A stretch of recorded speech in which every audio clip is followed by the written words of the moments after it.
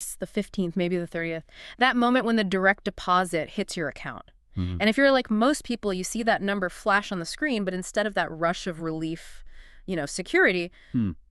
there's just this immediate cold calculation. That's it right there. It's the paycheck paradox, really, distilled down to a single feeling, mathematically, that almost every single dollar is already spoken for. Right.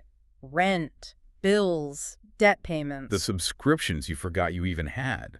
The whole point of getting paid, which is supposed to be about security, that feeling it's completely evaporated. And that's really our mission in this deep dive. Hmm. We've been looking at a stack of sources that fundamentally re-examine this relationship between money and what they call life energy. Right. We want to understand why so many people feel this financial dread, this perpetual anxiety, even if their income technically covers their necessities. Or even niceties and a few luxuries.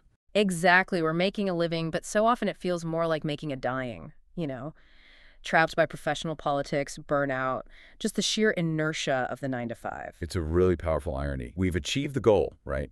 Access to resources. But we feel less secure than ever.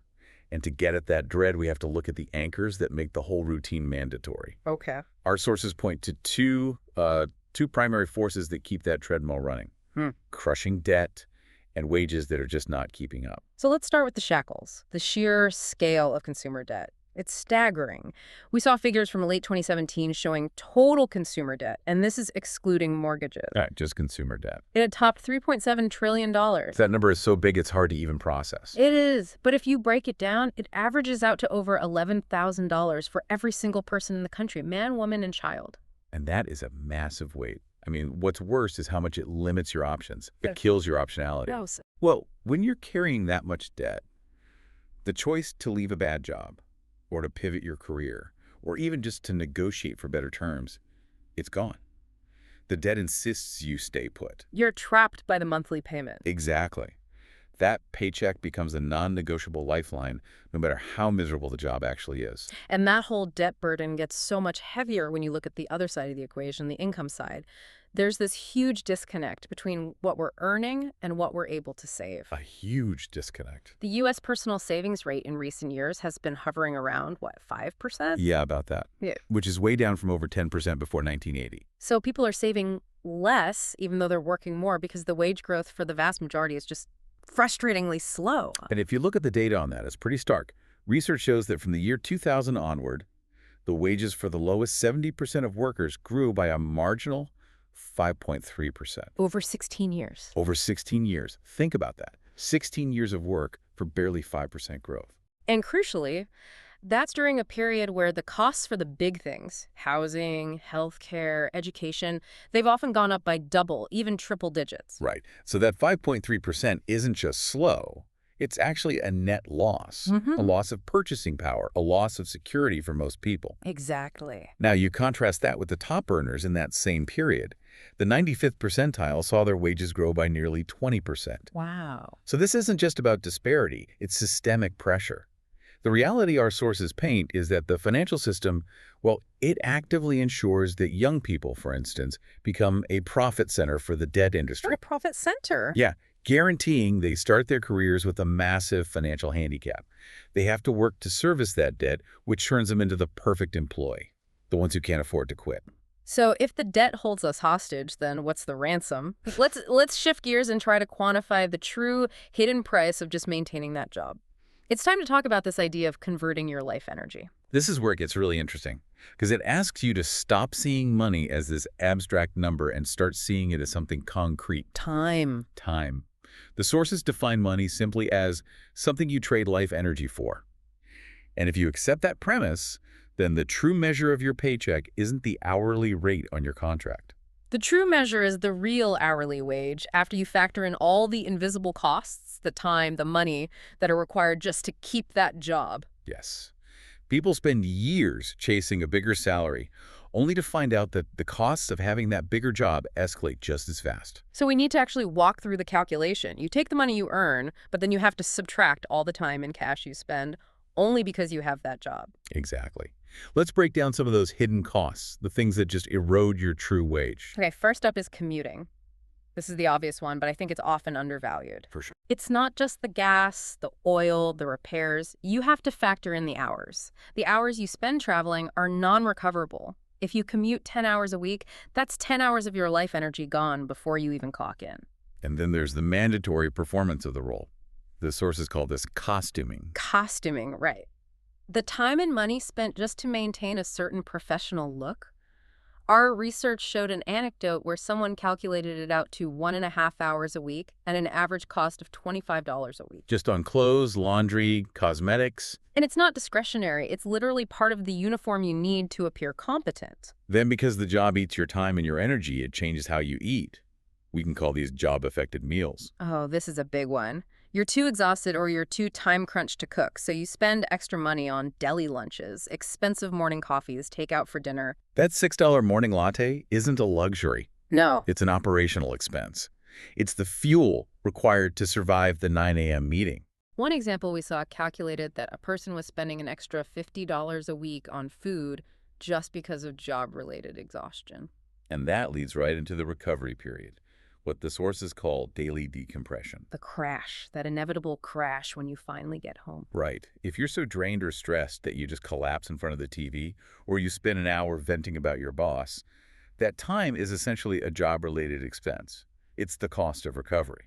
We found an estimate that put this recovery time, plus the cost of, say, recreational substances to de-stress, whether it's a craft beer or something else, at 5 hours a week and $30 a week in expense. And we can't forget the more insidious long-term costs, job-related illness or recovery. The co-pays, the therapy sessions, the medications, or even the vacations you take purely because you need a timeout to recover from the fight. Right. You're using your vacation time and your money not for fun, but just to reset your nervous system so you can go back to the thing that stressed you out in the first place. So what happens when people actually put all of this together?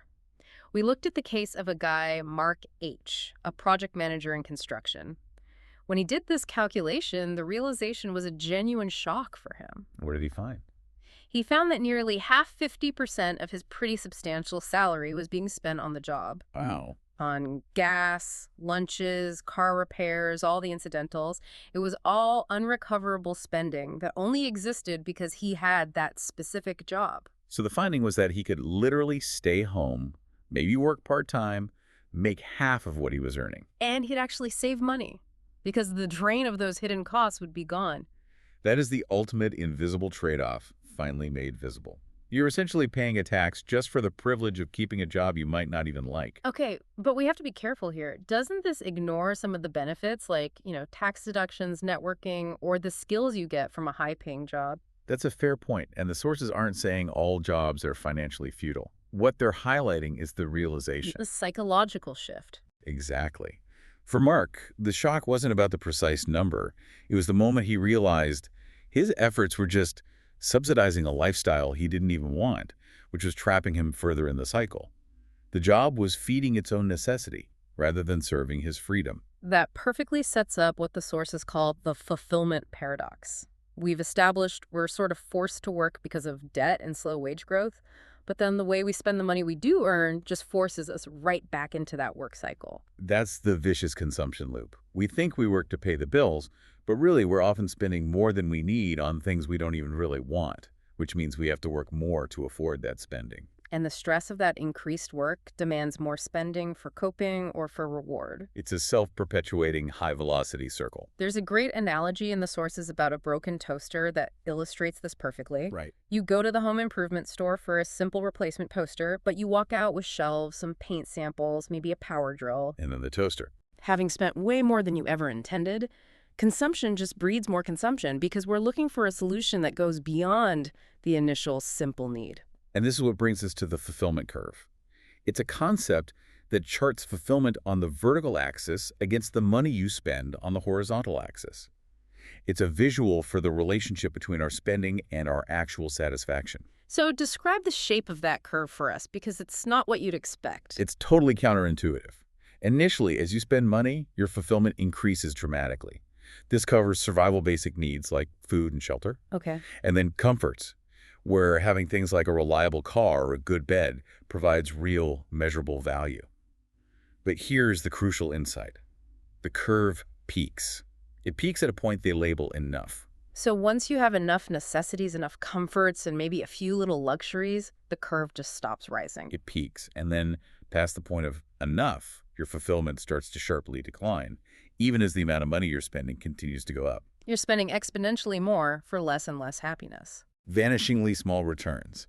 And that zone, past the peak, is labeled clutter. Clutter. Clutter is the excess. It's anything you buy that doesn't genuinely serve you, yet it takes up space in your world. And crucially, clutter costs you twice. How so? It costs you the life energy to earn the money to buy it in the first place, and then it costs you more life energy to manage it.